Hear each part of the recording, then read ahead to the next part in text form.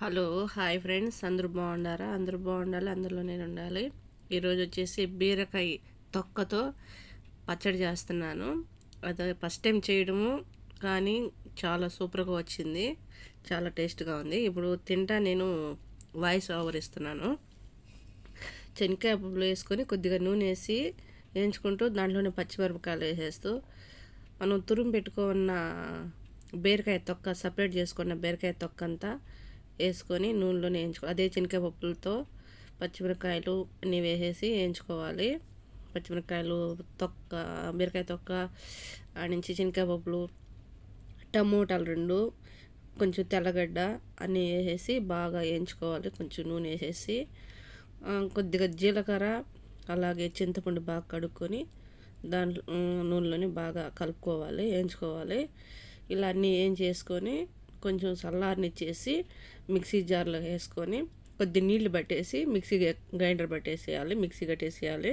తగినంత ఉప్పు వేసుకొని కొద్దిగా నీళ్ళు వేసేసి మిక్సీ కొట్టేసినాక మనం తిరగబాత అనేది రెడీ చేసుకోవాలి. ఉప్పు, కారము అన్నీ సరిపోయేలాగా. పచ్చిమిరపకాయలు మనం ముందుగానే అన్నీ వేయించుకున్నాం కాబట్టి ఉప్పు సరిపోయిందో లేదో చూసుకొని ఇలా మిక్సీ కొట్టేసుకొని ఒక కళాయి పెట్టేసి స్టవ్ వెలిగించి కళాయి పెట్టి దాంట్లో నూనె వేసేసి తిరగబాత గింజలు, ఉల్లిపాయలు, కరివేపాకు, ఒట్టిమిరపకాయ అన్నీ తిరగబాతకు అనేది వేసుకొని కొంచెం పసుపు కూడా వేసుకోవాలి. ఉప్పు సరిపోయిందో లేదో చూసుకొని ఉప్పు కూడా వేసుకోవాలి.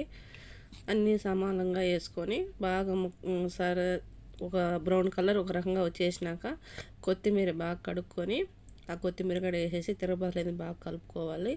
ఇప్పుడు పచ్చడి అనేది దీంట్లో వేయకూడదు, ఈ తిరగబాత అనేది పచ్చడిలో వేసేయాలి. మనం ఆల్రెడీ సపరేట్ చేసి పెట్టుకున్నాం గిన్నెలో పచ్చడి.